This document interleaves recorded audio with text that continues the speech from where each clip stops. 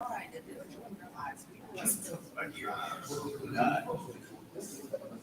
don't think, I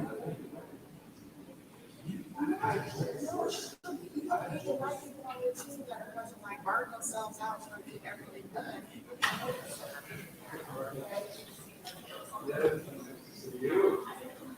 I know that's high in Friday, but you know, the folks at Johnson and Johnson are not up at 3 o'clock in the morning. I'm just saying.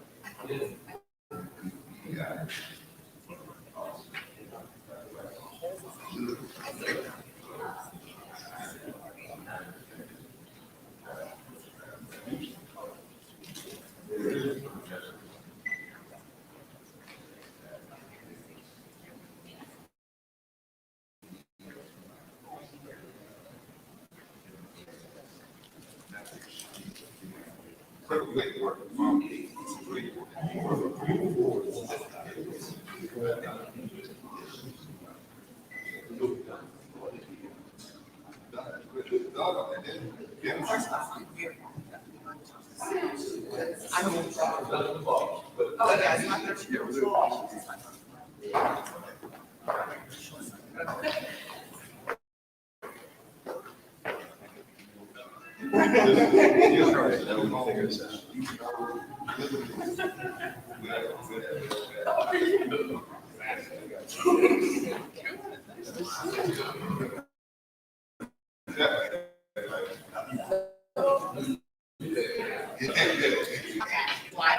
This is live, like I Zoom one person, I can slap on my thing.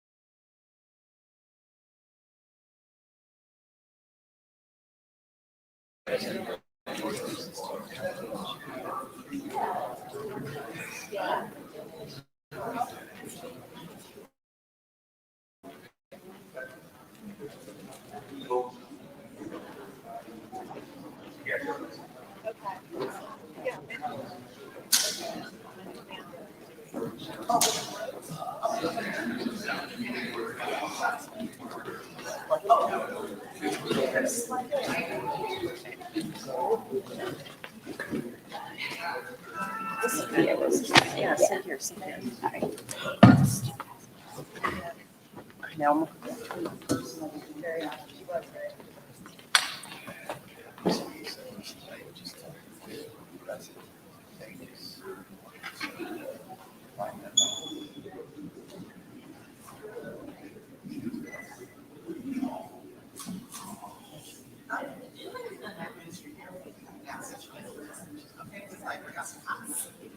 Can I share that session?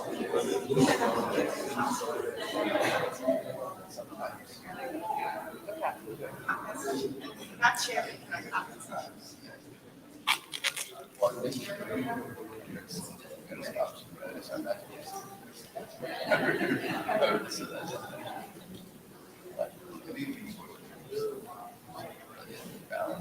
So on that note, I won't be discussing, but I'm telling you, last time.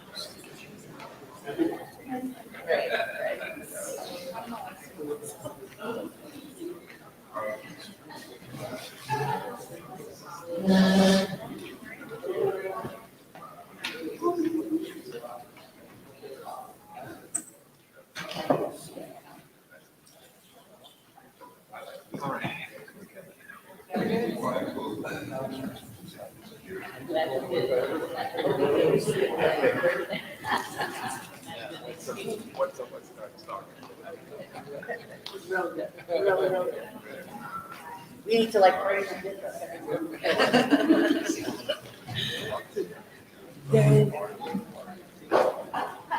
Good night is breakfast and coffee. Feel free to go and grab breakfast. Yep. It's a real nice friend. Yeah, they got food and all kinds of stuff. Yeah, we're anywhere with you. We're all here. Oh, carry on. Nice to meet you. My pleasure. Oh, nice to meet you. I've heard a lot about you. Oh, nice, nice. Oh, the wrestling is really good. I'm excited. Go make yourself a plate. Kathy and Mike will be in a minute. I gotta see you. Jonathan. Yeah, we got some time. Down in the building. We got these little honeys. Cute, cute.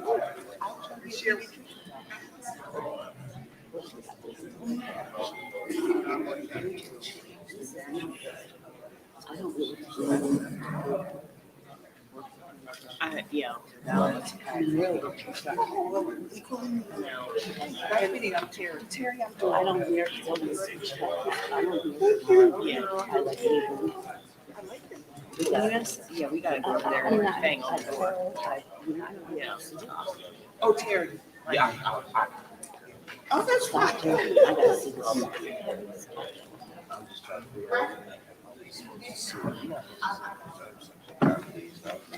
Did you guys take any photos? Can I post stuff to Facebook? You guys didn't send me any pictures. The only one we took were the ones last night, but it's got alcohol and stuff in it. So I don't want to post any of that. But did you guys take any pictures for Kobe or anything? Okay, because I was gonna say I was gonna post stuff, but I didn't have anything. And one section. We were. I know you guys were running. I know. I'm like, you guys were running around. She's at the hub hotel. Maria helps out. In Delaware. Our helps are we live in DC, but with my husband, we do a lot of fishing, spear fishing in Delaware. Lewis, Delaware. So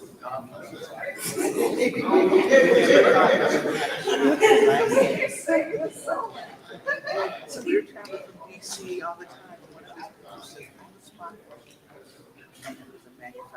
You made it. There we are. I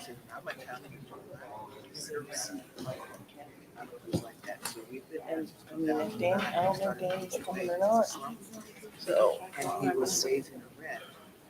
And now we're back. Did you catch the shuttle? Did you guys catch the shuttle? Okay. There was a shuttle, so we saw it. You saw it? it? Yeah, Oh, so I was okay. like, oh crap, must have been just running. Yeah. So they want to take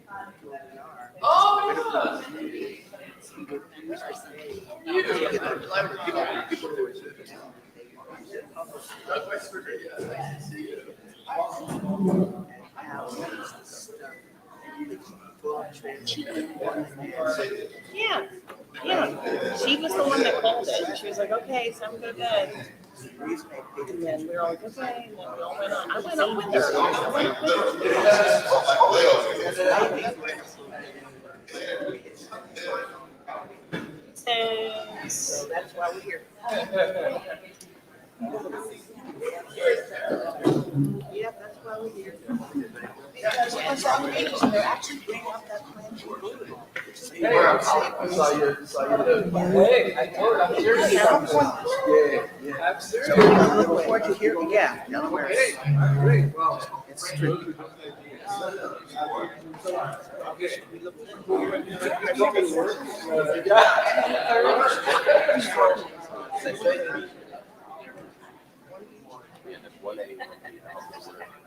Where the breakout rooms are.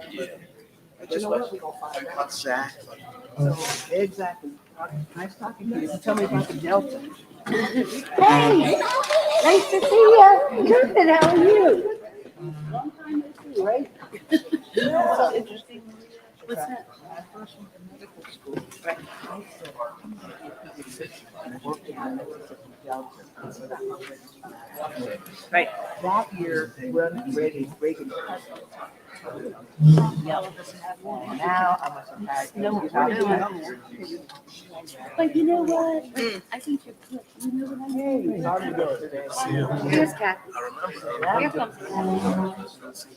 Hi, you're Michael. This is Yes, good to see. I just stuck that there with Kathy. Anybody sitting here? No, you. Oh, okay. No, you are. We still can't get on. We're all the way in the back there. That was seemed pretty interested in seeing if we can get that APA Hmm? What? Which one? For what? COVID shot. Has he had anything? Especially when you're working with DP, making the little kids, schools and stuff. Should we be wearing masks? They're saying no, but There's some like nasty like sinus crap going around, but it's not COVID because we all had it like weeks ago, and it was like lingering forever. I don't know what it. Nobody knows what it was. They put me on antibiotics because I was like, I've been sick all weeks. Like I can't be like this. I need to be a functioning adult. one of my patients had the same thing, that Yeah. sinus thing. And actually, my nurse's son had it too. It's Checked the been- COVID was negative. Yeah. But you know, kids have always had cold viruses. I remember they used to cold back then. Yeah. Oh, I Kids have go COVID. back to school, they start spreading. Yeah, super little yeah. super spread. Yeah. So now you gotta worry about COVID. No. You're not related to Marlene Saunders, are you? Marlene Saunders? Who is that? She's in the Democratic Party. Okay, that I was going to say. Why do I know that name? Are you from Delaware? I'm on the line, so I live 15 minutes from them. So I'm in Bishopville, Eastern Shore, Maryland. But I can basically throw a rock and hit Delaware. So I'm like right there. It is. Ocean City, Berlin area. If you've been down there yet, it's like 15 minutes from Berlin. So I'm Gabby. Nice to meet you. I work with Maria and Michael. Hi, Carol. Nice to meet you. Oh, okay. Okay, that's right. Yeah, I was looking at all that too, and I'm like, But you know what?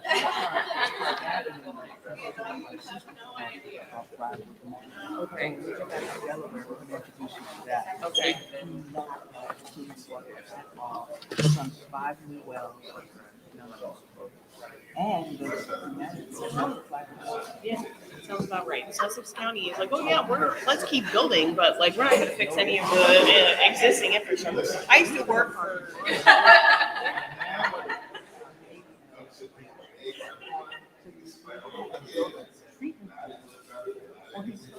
Yeah, we're in yeah. This guy owns is it near me, Bishopville area, near the river? What's it called? I can't remember. Let me look it up. Oh God, it's like a If stupid it's name. polluted, it's probably not. Well, He's there's a a lot serial of killer. really bad failing trailer park and same thing, built on a dump. They all have septic, and then now they're trying to because in Maryland. In Maryland, in the coastal base watershed, you can't discharge. Yes. There's absolutely no discharge anything. So like they have to go through this whole text amendment, all this stuff to try to build a wastewater treatment plant.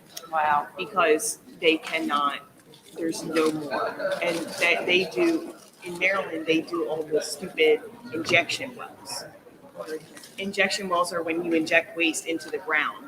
and they pretend that that doesn't correlate with the groundwater and it doesn't dissipate into the streams. I said It's that's magic. they call that no discharge. And I'm like, you're still injecting waste into the ground, which has to dissipate Gotta somewhere. go somewhere. That's the one thing about the Eastern Shore that drives me absolutely crazy. Delaware, Maryland, Virginia, it doesn't matter. They all do it. And it's like, yeah. He's been heavily sanctioned by Sigma because he was all. Well, I mean, I guarantee you, they're gonna pull somebody called Roush Engineering from you guys too. And those That sounds people, familiar.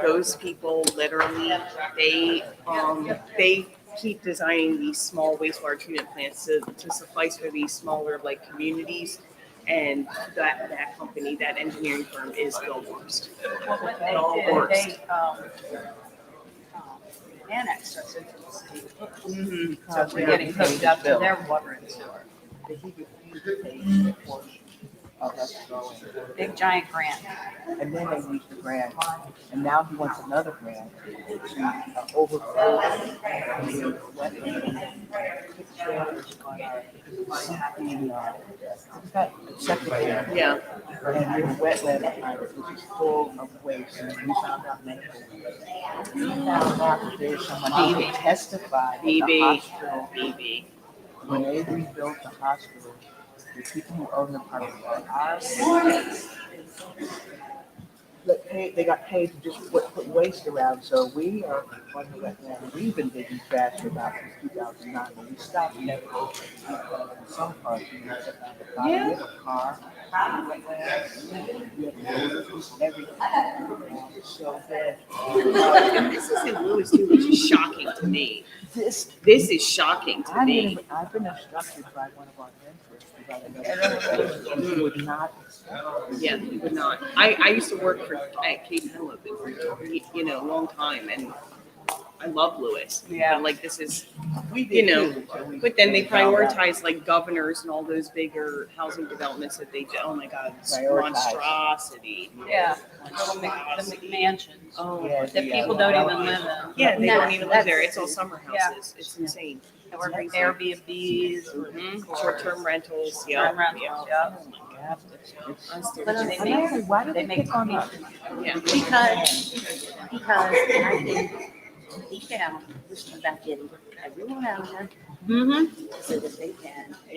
That's exactly what it If you is. want to ask me, Make another that's $500,000 what. development. I think so too. Either that or they want BB to happen. Because that's, we're just right down the road from BB Hospital. And BB is huge in Lewis, and they're spreading out Yeah. everywhere. It's literally, All there's throughout two Sussex hospital County. systems now. It's BB and it's Vital Health, and they're just taking over everything. Everything. I had a, in my practice, I have a young girl. So I put him to be confirmed by all.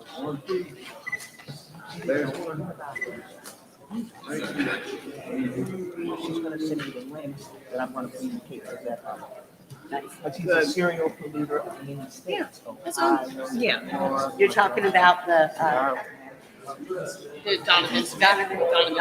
He, what else does he own? He owns in with this KD. KDM. What's ABM's there?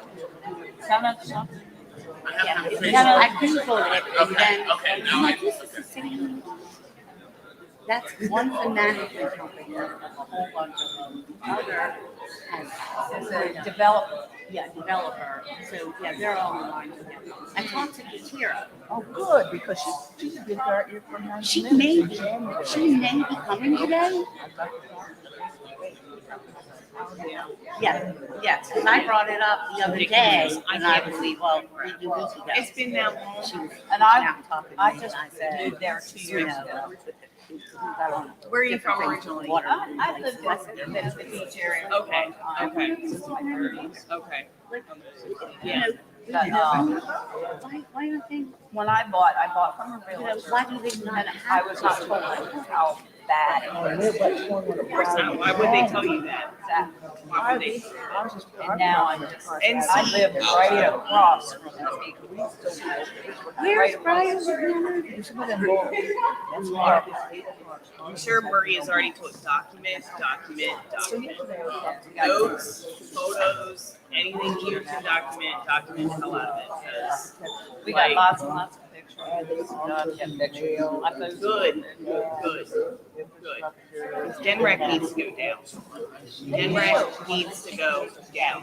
I have been in communications with some of the EPA internal investigators, and I was like, you need to investigate them. I said, this is enough. I said, there's facilities with no permits. There's facilities that haven't had permits for 30 years that never got renewed. I said, you literally have people doing whatever the hell they want. No one's doing any inspections. No one's doing a goddamn thing. I'm sorry, it's despicable. Yeah.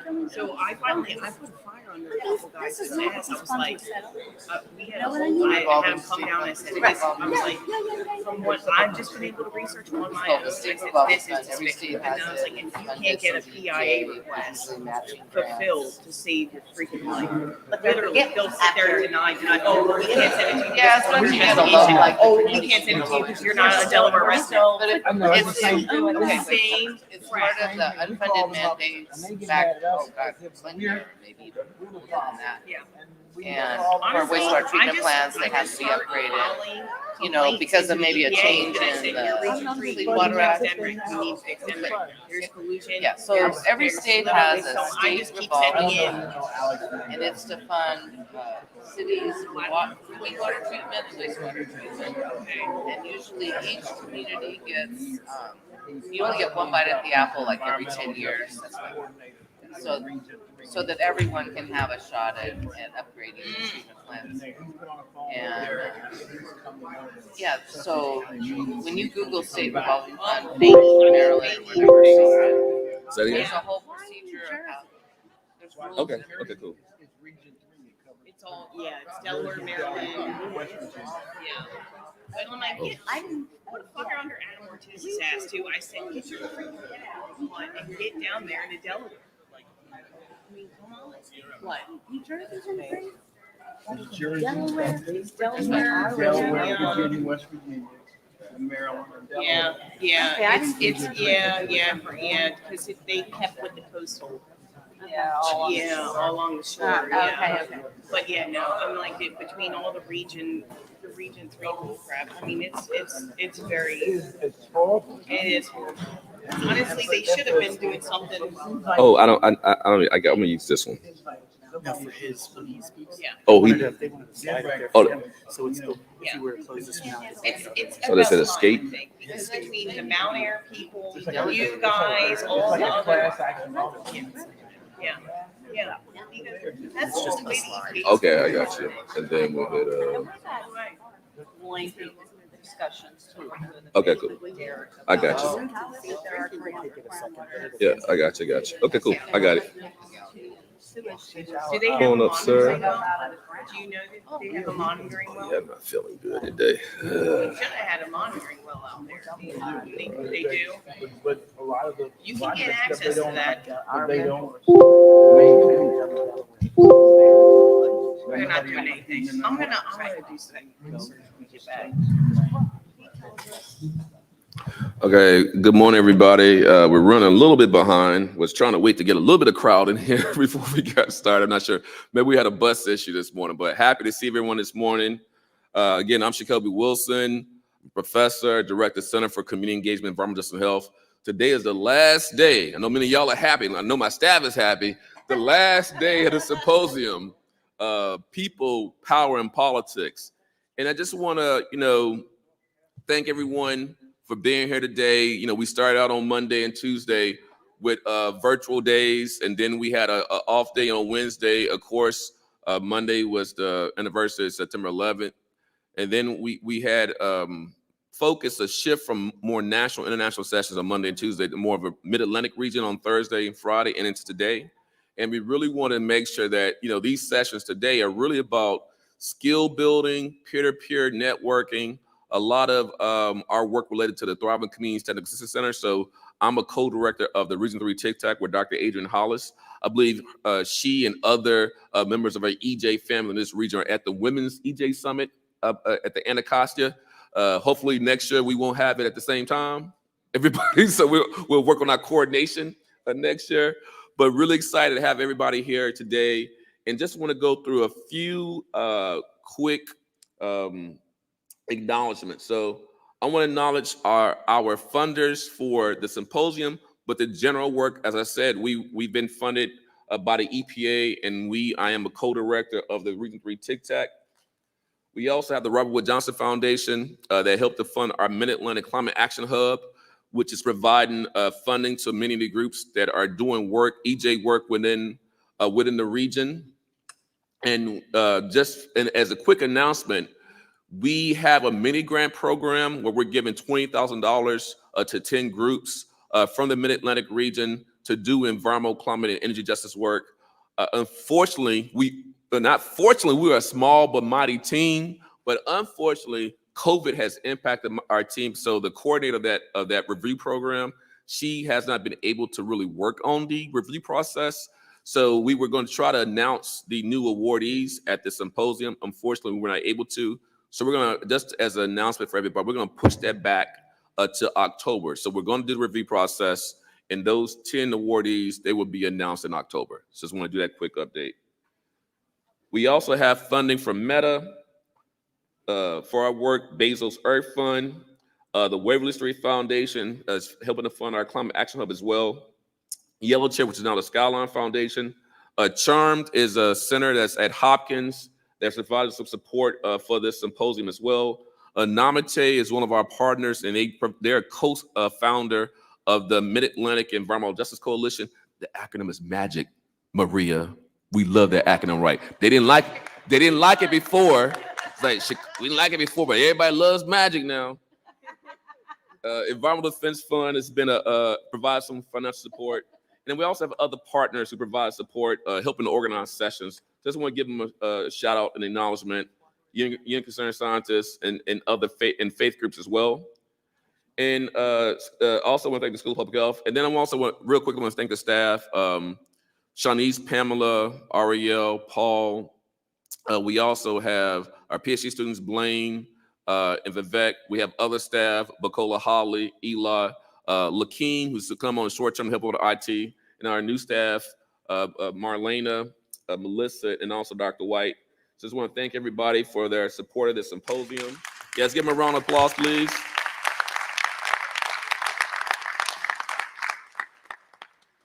So now I want to do, I'm going to switch over a little bit, switch these slides over.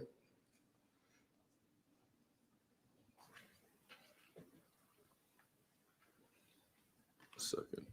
So we've had some great keynote speakers this week, and it was exciting to have Bishop Barber open up the symposium, talking about the moral movement and our moral obligation to address poverty. We had Justin Pearson of the Tennessee 3 talk really great keynote about what we should be doing, how we need to lean in on these issues, right? You have to be all in on EJ. And also Robert Morris Collins, who talked about what we should be doing, how we can build partnerships.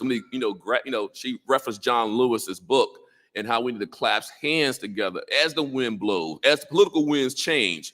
We need to stick together. We need to have a solidarity.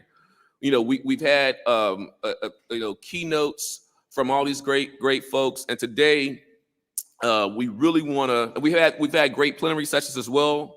Sessions with the NAACP on Monday. Plenary sessions with a conversation with Mustafa Ali about reparation, restorative justice. We had a great discussion about EJ Goat Up in them hills. Y'all know that's one of my soapboxes. If you ain't authentically doing EJ work, we don't need you getting the people's money.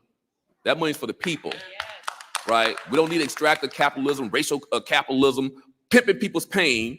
You can't be getting money trying to do this work in social injustices, and you got a system that's unjust.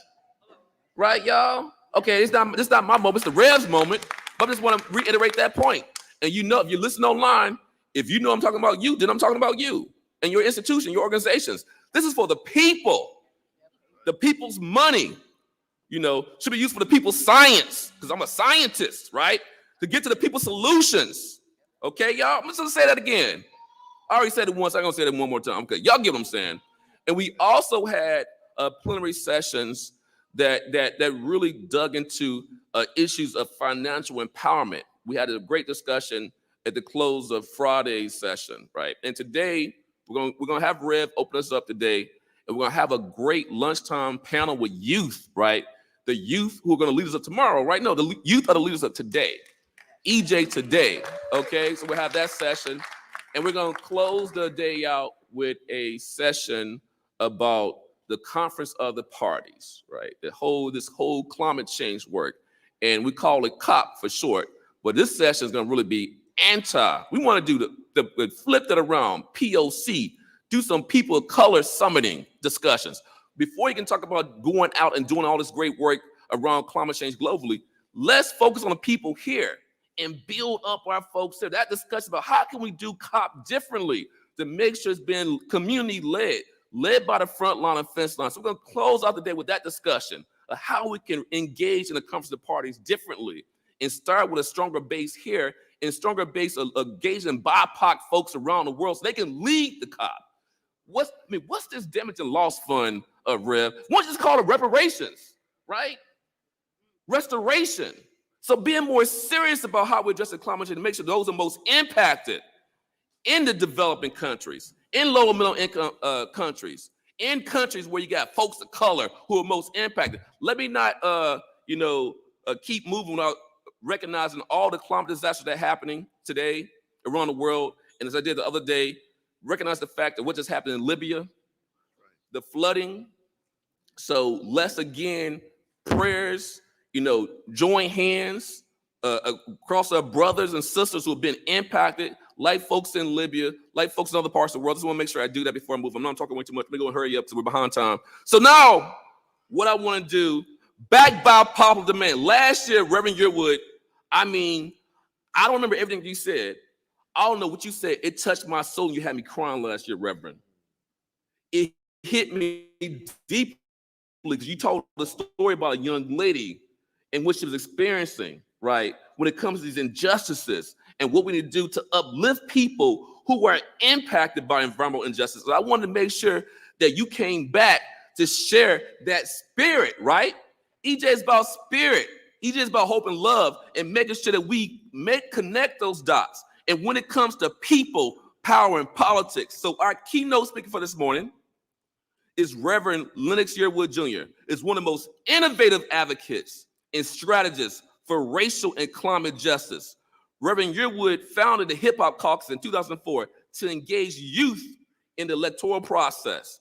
The only institution of its kind it's nonpartisan, multi-issue that uses the power of hip hop culture. Hip hop just turned 50, y'all. I just turned 48 a couple of weeks ago. So hip hop just turned 50, everybody.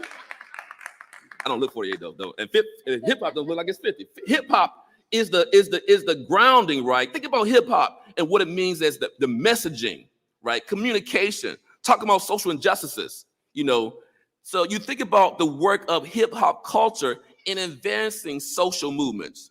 The caucus organized the Gulf Coast Renewal campaign in response to Hurricane Katrina and fought and advocated for justice for the Gulf Coast. The caucus also leads the longest running and biggest nonpartisan hip hop voter mobilization campaign, Respect My Vote. Reverend Yearwood hosts the award-winning climate and environmental justice podcast, The Coolest Show. I've been on The Coolest Show before. Love that show. And is senior advisor of Bloomberg Philanthropies Beyond Petrochemicals campaign. He is a White House champion of change for climate leadership, and according to Rolling Stones, a new green hero. So again, backed by popular demand, the man, the visionary, the advocate, the activist, he's gonna make you rise up, stand up, power with this keynote. Let's welcome Reverend Lennox Yearwood Jr. Come on, everybody.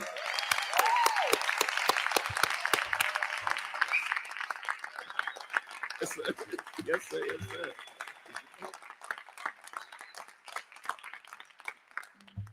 Amen. First and foremost, let me thank again the University of Maryland School of Public Health, and particularly in this environmental justice and health disparities symposium for having me. It is an honor and a privilege to be here with many friends, many colleagues, and many of you who are doing this critical and important work. I want to say for my dear friend, Dr. Jacoby Wilson, that he clearly understands what it means to be both in the suites and the streets. And he understands how the academy should be used as a place for liberation, particularly for all people, but definitely of people of a darker hue. He understands that and he has committed himself to that. And so with that, I hope you would give him another round of applause for all the work that he has done.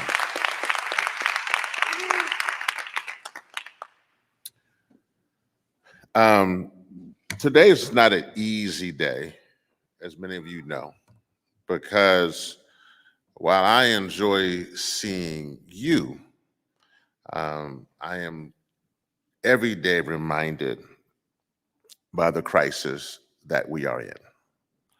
It is more difficult to stand here when you see and hear 11,000 people were washed away, literally washed away in Libya. Folks like you and me who were doing their lives, going through what all of us go through, having problems with their children, going through with their spouse or their partner, trying to make ends meet, trying to do what they could do to put food on the table. And because of the climate crisis, they've been washed away. It's difficult when you see the grid in Texas not working because the fossil fuel industry. It's difficult to know that we had a hurricane that ran up through Tampa and on the western side of Florida. And before we can even assess the damage of that through Tallahassee and then through Charleston, we're still now dealing with the floods from Hurricane Lee in the northern part of the country. It's difficult when you see climate refugees all over the planet, when you see those fleeing the wildfires or those fleeing the heat in India, or those literally doing all they can to survive both either a tropical storm or a tornado or an earthquake on the same day in California. It becomes difficult because we are way past a time when we should be talking about the crisis, but we should be moving into solutions. But that is not where we are. And we are in a place, even within our own movement, where our movement is still trying to figure out what it needs to do. I'm excited that next week is Climate Week. I'm excited that that is a time where we carve out the time for us to come together. It's very important. But to be honest, every week should be Climate Week. Every day we should be marching in the streets. The next generation will pay very close attention to what we did and what we didn't do. Before I get too deep into this conversation, I definitely want to just make sure and highlight the Hip Hop Caucus team. The Chief of Staff is here, Dr. Cynthia Swan, who is a graduate of this fine institution, University of Maryland. Dr. Cynthia Swan.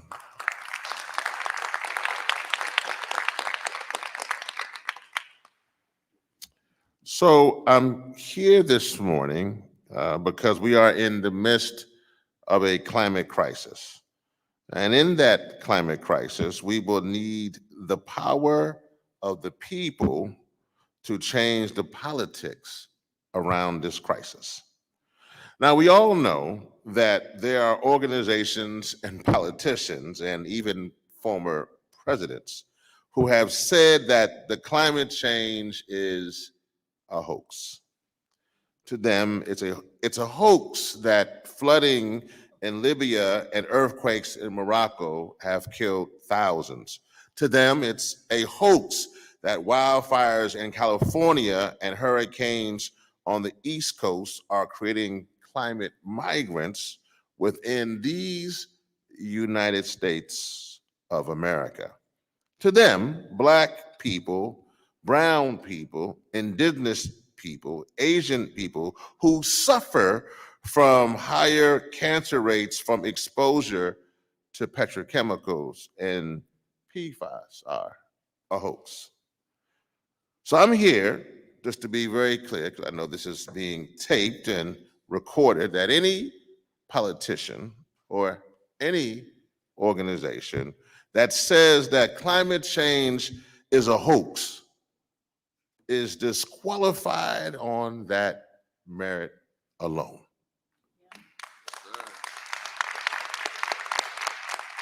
We don't have to operate from their disoriented point of view of reality.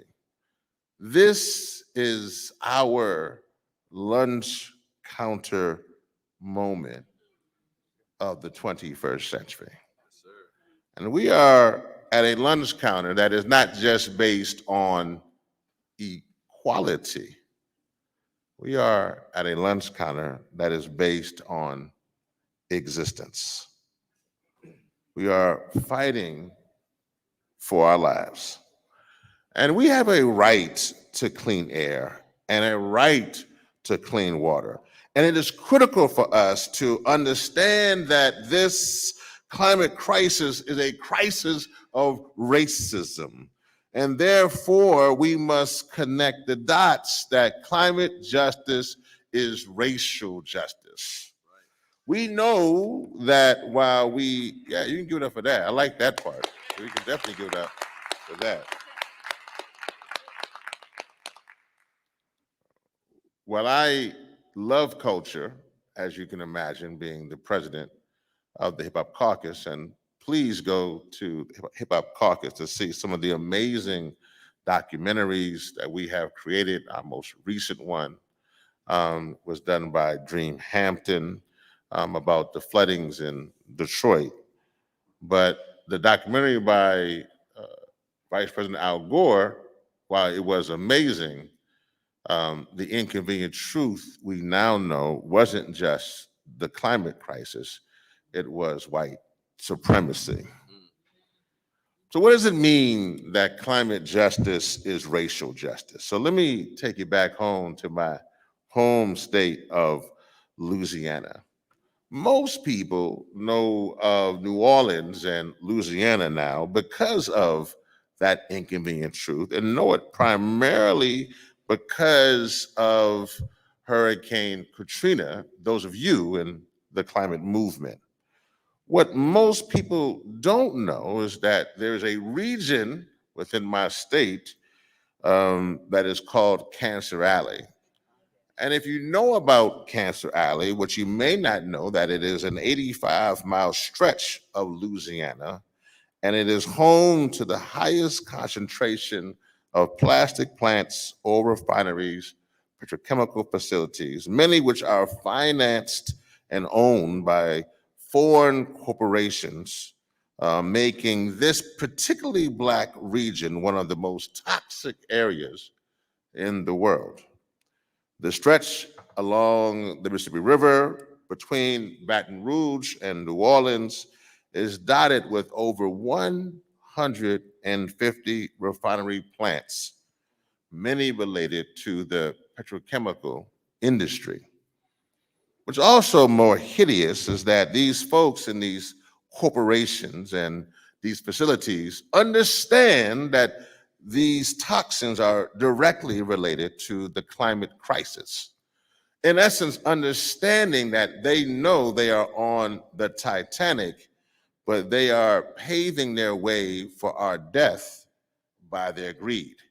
To be very clear, their business plan means a death sentence for my community. But before being named Cancer Alley, to show how hideous these organizations are, this region was labeled plantation country. It was a moniker that had a long history of racism, as you can imagine, as well as the disenfranchisement of Black voters. What's so crazy right now is that they are so evil. They are now building their plants where plantations used to stand. They would rather continue this extractive mentality even to our death. So I want to bring up a couple of people from my region. One is Gail LaBeouf. Gail LaBeouf has lived in Cancer Alley all her life. She is the founder, one of the founders of a group called Inclusive Louisiana, an organization that fights against petrochemicals and LNG build out in Cancer Alley. I want to bring her in because one thing we're seeing here is that throughout the country, most of the people who are fighting for environmental justice are particularly Black, brown, and indigenous, and particularly women of color. But they are not the ones who are being funded to do the work. Right around the corner from Gail, Gail lives in her area. She is fighting these plants. She's a contact. She says straight out of Covenant. Y'all know Covenant, Louisiana. She says straight out of, y'all know, y'all ain't see straight out of, okay, anyway, let me keep it moving on that. I think y'all might have known straight out of Compton, but straight out of Covenant, you know what I mean? And she's right there. And she has been fighting these fights forever. The thing, the other day, I was home in Louisiana and I ran into Gail, and she was telling me more about how they want to build more petrochemical facilities. They want to continue to do this, she said, Rev. And Rev, she says that they want to expand these facilities throughout my community. And then she hit me with this. Dr. Wilson, she said that I can't keep fighting no more, Rev. I said, Gail, you can fight because you are a fighter. She said, I can't keep fighting the same way, Rev, because I am going to die soon. I have cancer, and they've got me. And I hope when you go up there to that big school and the University of Maryland, and you tell them about what's happening here in Cancer Alley, that they don't sit around there and get caught up with the paralysis of analysis, that they don't get caught up there with just trying to use this opportunity for a career move, that they don't get caught up with trying to get the next grant or the next opportunity to fund their organization, that they don't get caught up that this is how they can get into the fast lane for their career. Tell them, Rev, that I have cancer and I'm here in Cancer Alley. And tell them, Rev, that these corporations are killing Black people.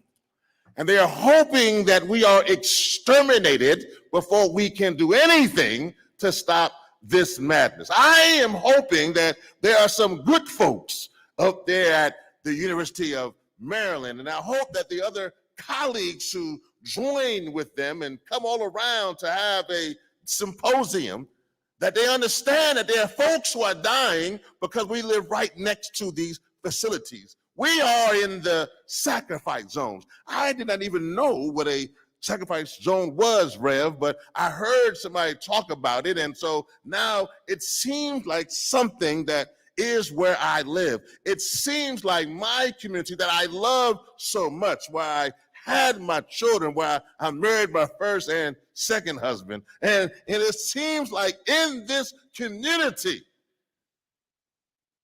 where I've lived my whole life, before these plants were put here, before they looked me in the eye and told me that they would be good jobs and good careers, before I buried my first husband, and before I buried some of my children, and buried many of my family members, and they now will bury me. Tell them this is not a game.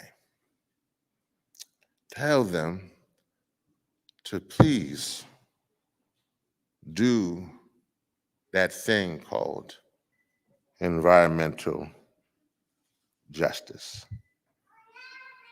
And right around from Yale, there's another shero by the name of Sharon Levine. Many of you have heard about her. She runs an organization called Rise St. James, and she is also dealing with the realities of so many folks in her community who are facing extermination, where they are intentionally sicken our people, take and poison our land, and even limit our voting rights so we don't have any fight within us. And there are folks like Sharon Levine who fought against the Formosa plant, which is another foreign corporation, shaking hands with the sons and daughters of former plantation owners to kill and exterminate Black people. I mean, Sharon here has a strong faith and believes that God will figure out a way somehow. But she also believes that faith without works is dead.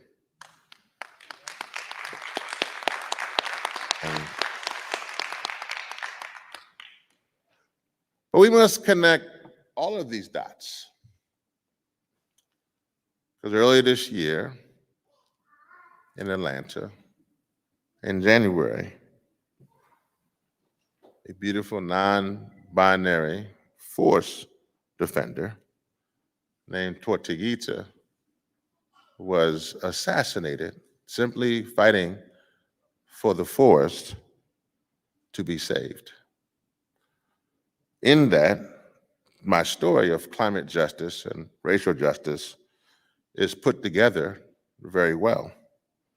Because unfortunately, what we have now realized that it doesn't matter if you're Black or white or brown, straight or gay, theist or atheist.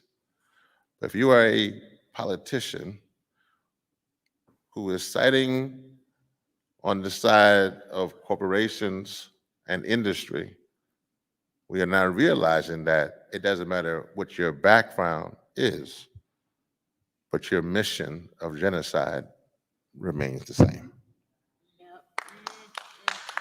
So in Atlanta, they are dealing with Cop City, and it is truly an intersection of our work on climate justice and racial justice. And the Hip Hop Caucus in particular has been supporting local coalitions and citizens in the backyards of Black and brown communities before the tearing down of the existing green spaces in these communities. What's important about this is that we're now seeing that when you are successful, they have been given every challenge in the book.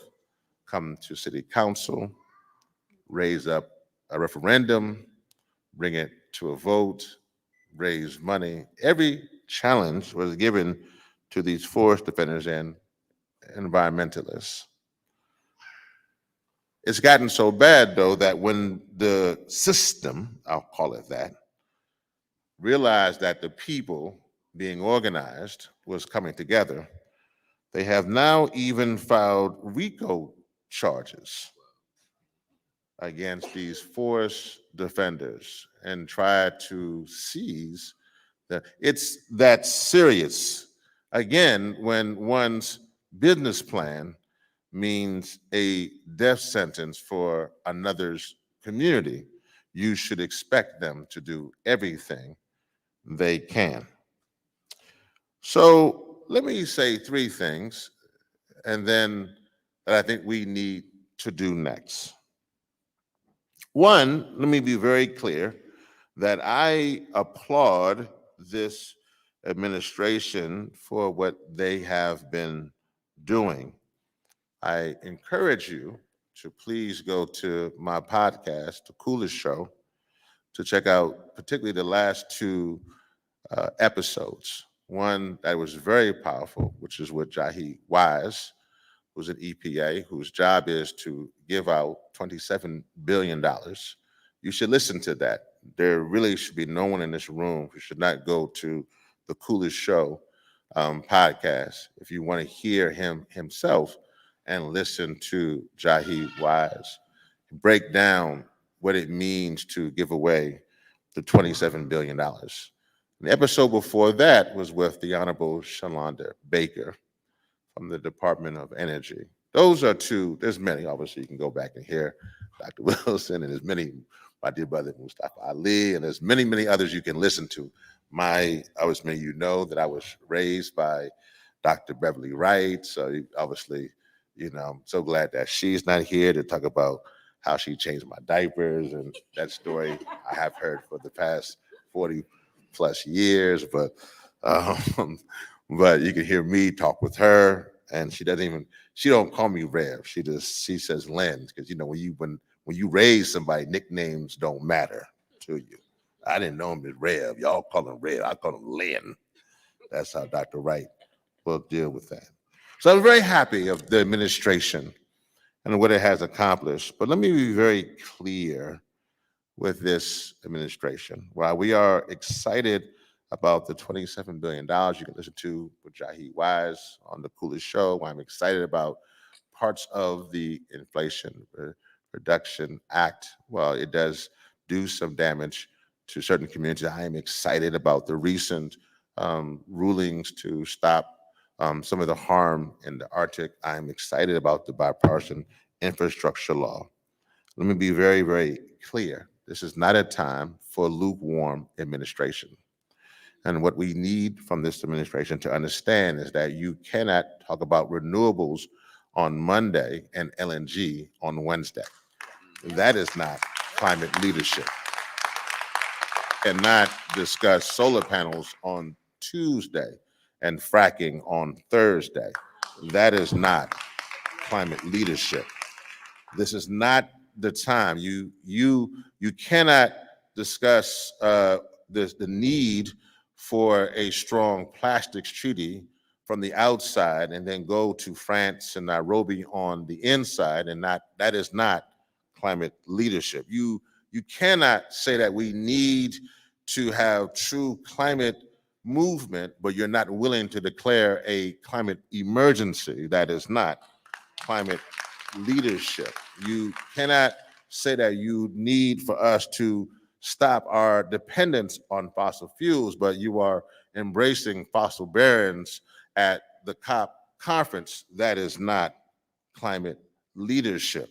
What we need now is climate leadership. I am hopeful that no matter whatever else happens with the current administration, particularly for President Biden and Vice President Harris, that they understand that it is really the next generation that will determine how well they have done, not this one. We're just the voters. We're just here for the ride.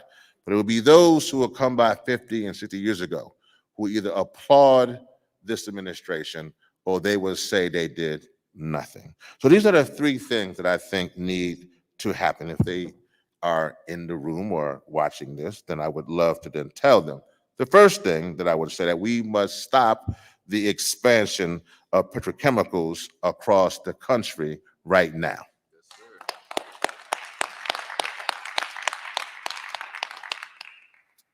Second, we must ban vinyl chloride.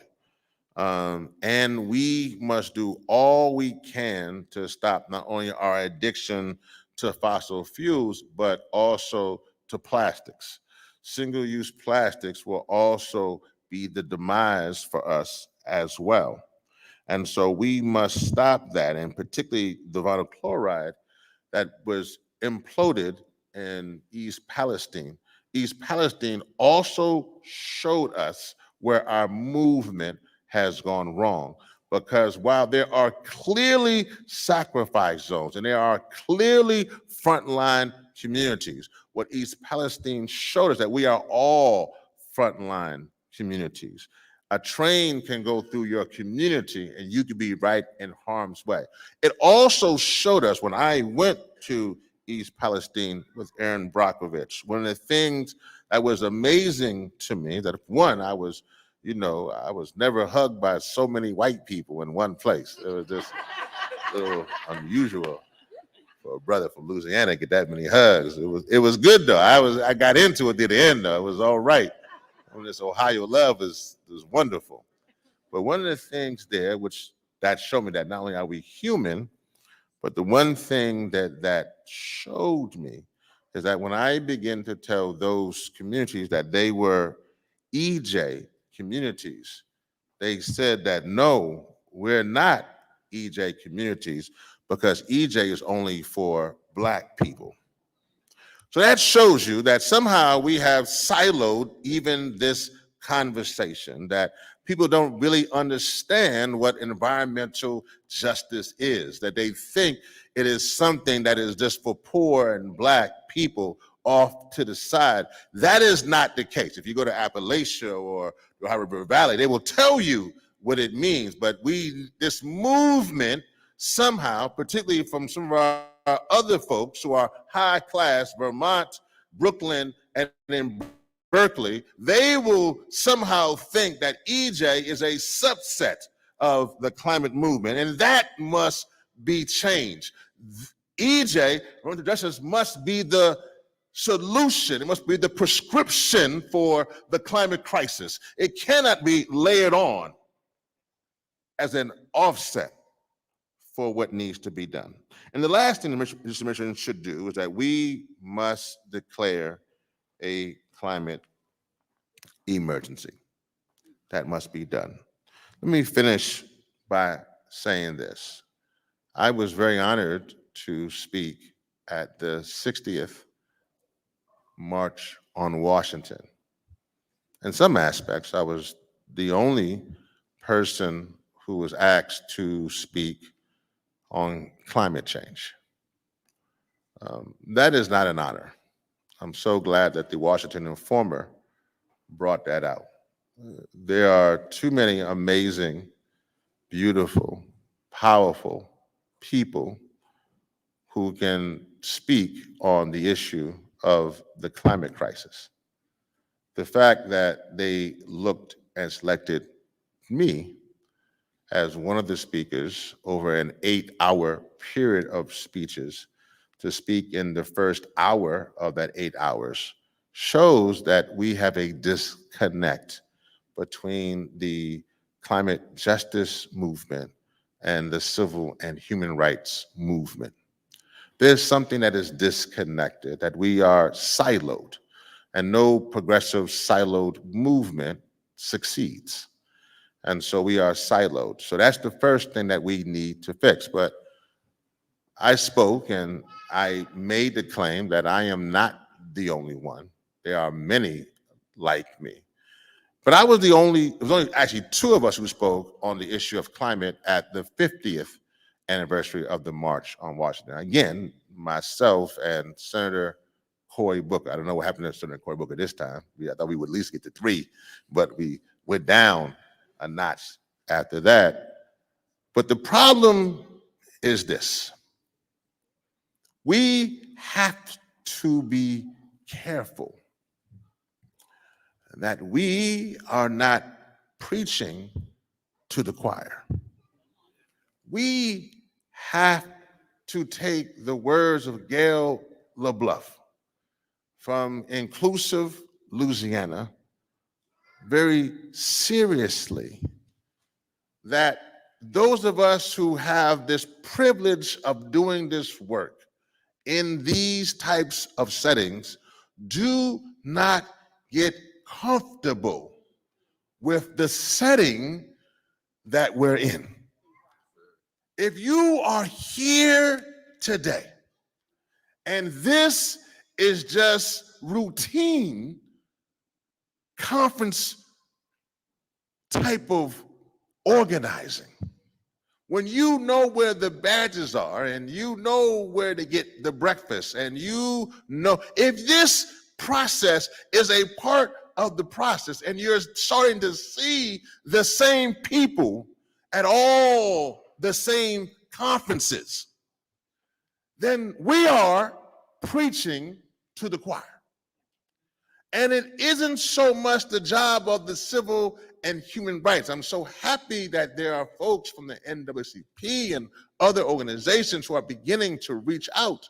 But we must do what we must do to encourage that we must break down the silos, particularly the silos within a segregated progressive climate movement. We are at a time now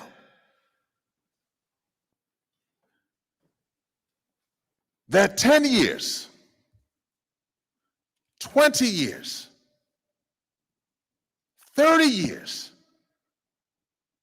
40 years from now, that humanity is going to pollute itself into extinction. And we are at a time when I am raising my voice so that the next generation can at least know that there were some humans who are part of humanity, who understood that their lives would be horrible.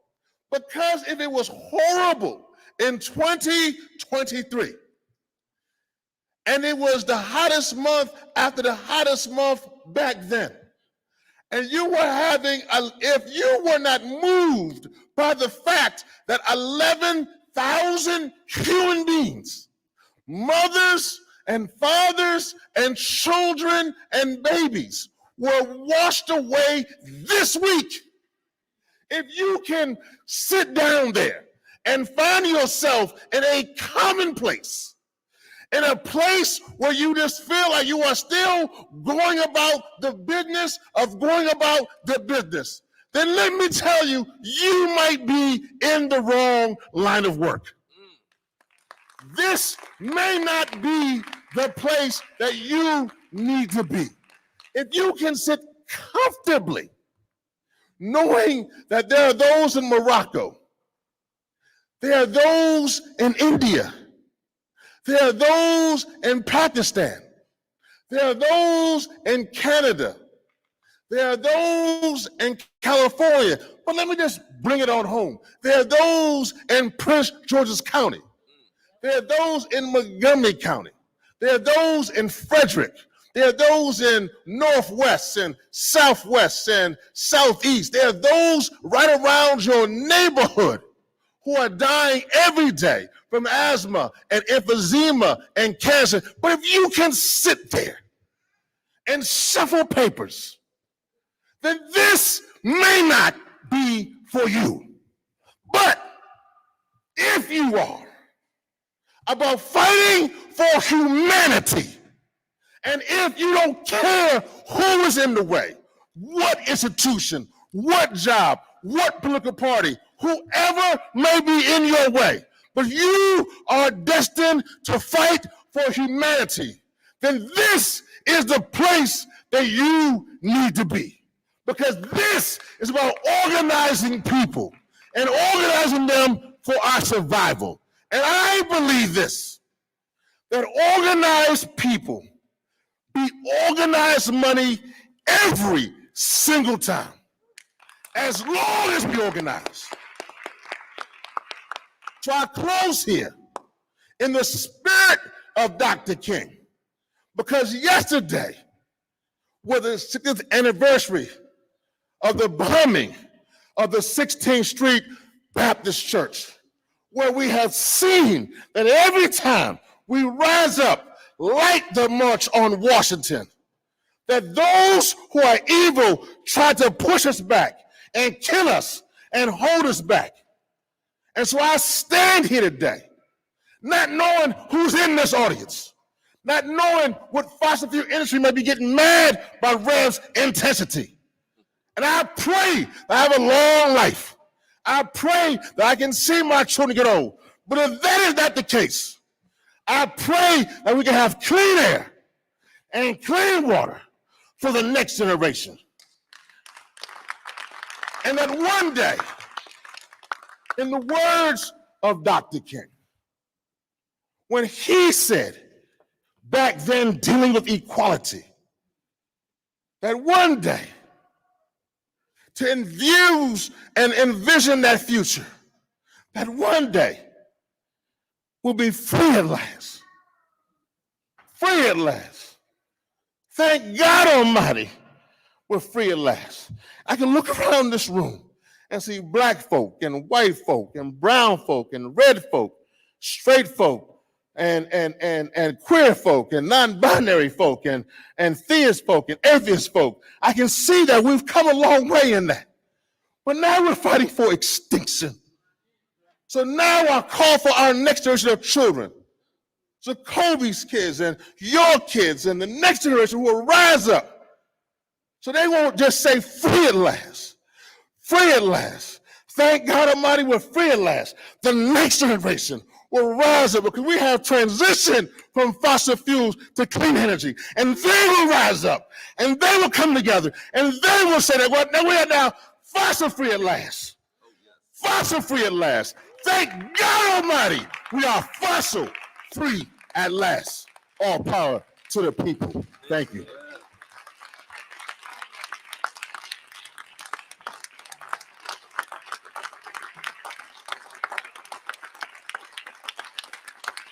Give the Rev a round of applause, please.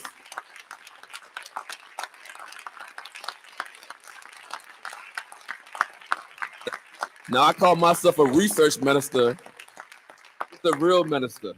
So I think we're running behind, and we had a few issues I think with the bus and some other stuff this morning. But let's we can catch up or just take our time. We'll be fine. You heard what Rev said. Here for the work. That's right. We're gonna be here all night because there's food later on tonight that y'all gotta eat up. We're gonna be here all night. But if y'all have any questions real quick for the Rev before we transition to that first block of sessions, can you take a couple questions? I can. So any questions from the audience? Let's come to the microphone, please. There's one right there. And say your name and organization, please. How's it going? My name's Alejandro. I'm an artist in DC. I kind of got like two questions. The main one is, how do you see artists contributing to this movement?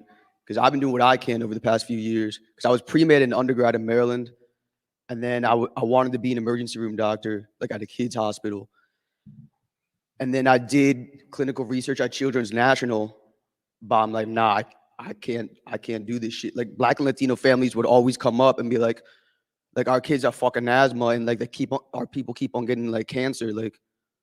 So I'm like, no, I can't do this anymore. So I've been trying to focus on doing music, dance, design, events, and then just like trying to make the major narratives around issues that support the people. So I'm asking, how do you see artists contributing to this movement? Thank you so much. So I actually borrowed the quote from Tony Cade Bombara, who said that the role of the artist is to make the revolution irresistible. So the one thing that you have to do, and all artists, is that one, artists see things differently, as you know. And actually, I grieve for artists because I know for many of you who are artists in the room, like yourself and others, that you can hear pain differently. And so I always tell all my artists to make sure that you are taking care of yourself because it sometimes can be very difficult to hear things that artists hear that you then put in lyrics and poetry, music and dance. Um, but it is the role of the artist to make the revolution irresistible. And the second thing is that artists have the ability to envision the possible, to help us to see a world that has clean air and clean water, to help us to envision what it means for us to live in communities that aren't sacrifice zones.